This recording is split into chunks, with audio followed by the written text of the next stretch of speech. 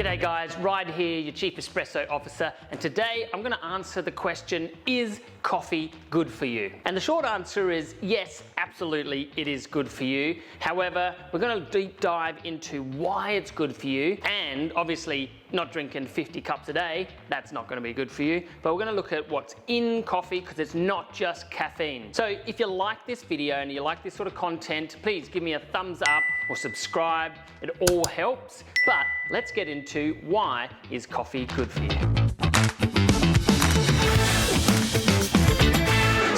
A while back, I did a video on how to start drinking coffee, and you can watch it if you just click on the link up here in the left-hand corner. But I got a lot of comments and feedback from that about people, yes, I really wanted to start learning how to drink coffee. I've been drinking Red Bull, energy drinks all the time, and I know they're not good for you, and I want to get into something else to get that caffeine hit, and coffee is the way. However, I got also a lot of other comments from people saying that coffee is vile, that it's an addictive drug, how can you promote such things?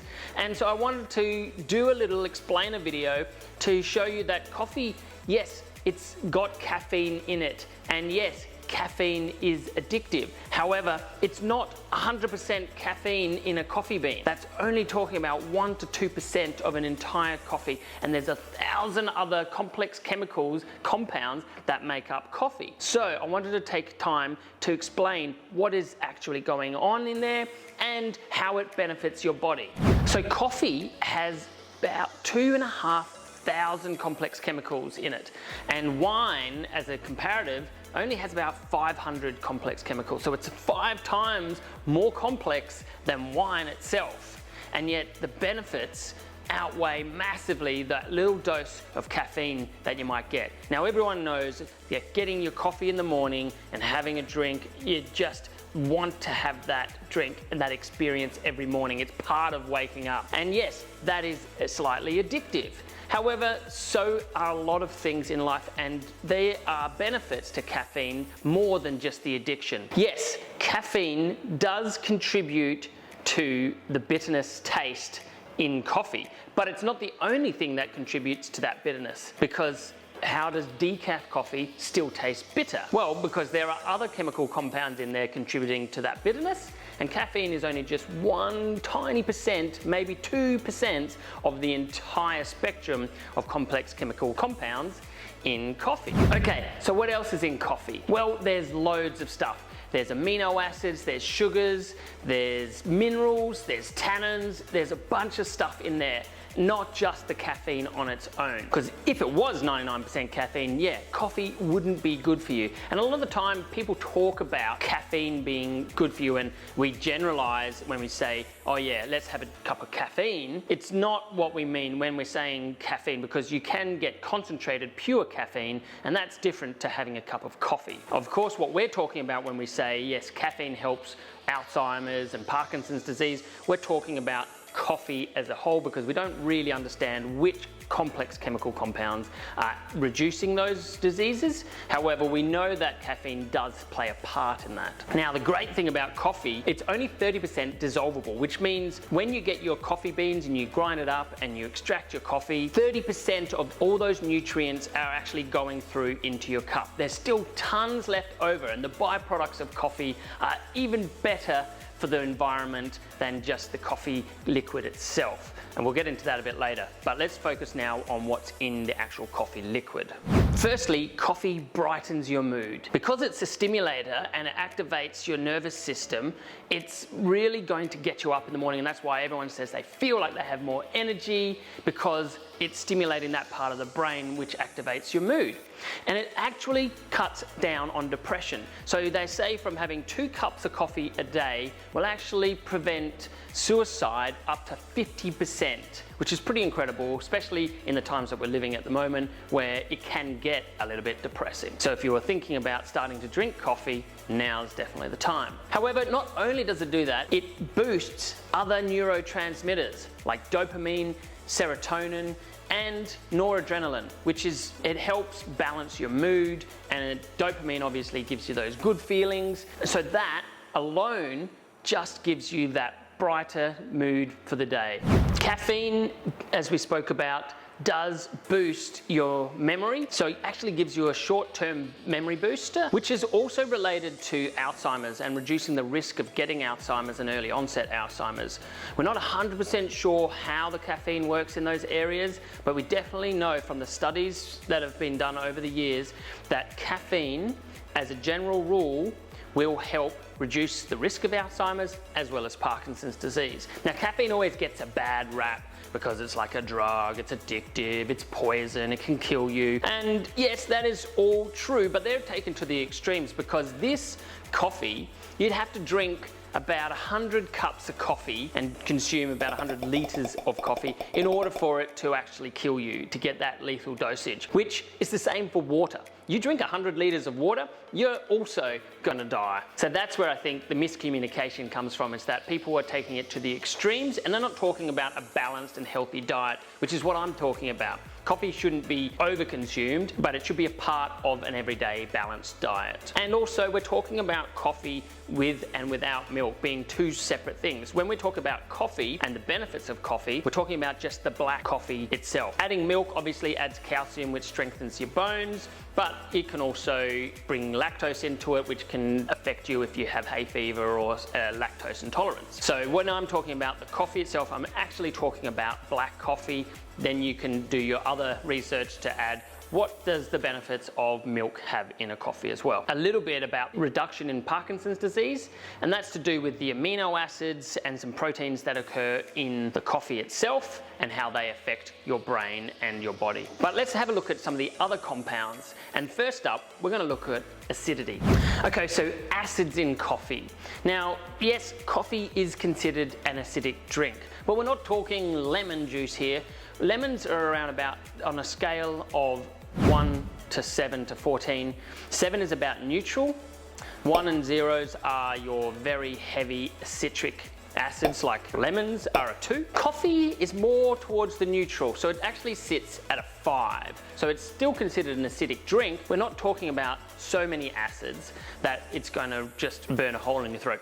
We're talking about something that will hit you in your stomach. If you're suffering from IBS or something like that, coffee isn't the best drink for you. However, adding milk does neutralize it because milk is an alkaline or it's a base, so it actually has a lot less acidity in it, and so that will help balance it out. So if you do suffer from any sort of the gut issues, then yeah, that's definitely something to look at. Now, a note on acidity versus acid. So there are a lot of acids in here. However, acidity, when you look at coffee descriptions and they say has a bright acidity or a high acidity, that doesn't mean it's high acids. It's not really the best term, and I think they probably should change it to maybe something more nicer sounding, like brightness or sparkling. When it says a high acidity, it means it's got a bright, like sparkling water type of sparkling brightness. That's what the difference is between acidity and acids. Now let's have a look at which acids are in coffee. And remember, we're talking about the minutest amount. So we're not talking about like this is going to be some sulfuric acid that you're putting into your body. We're talking about some of the good acids and how they impact your body. So let's take a look. So the very first acid we're going to look at is the chlorogenic acid. And that's usually broken down during the process of roasting. And that causes that bitterness in the flavors of your cup. So a darker roast has a lot more chlorogenic acid buildup in there, and that's why dark roasted coffee tastes a lot more bitter than, say, a light roasted coffee. But the chlorogenic acid also does a lot of other things, because it's not only just causing that bitterness, it actually helps balance your blood sugar levels, which reduces the risk of diabetes type 2, and it also helps balance your metabolic system and reduces the obesity. So it actually helps reduce fat cells in your body and break them down. By having a light roasted coffee, you're not necessarily giving yourself the best form of chlorogenic acid, however the bitterness will be less.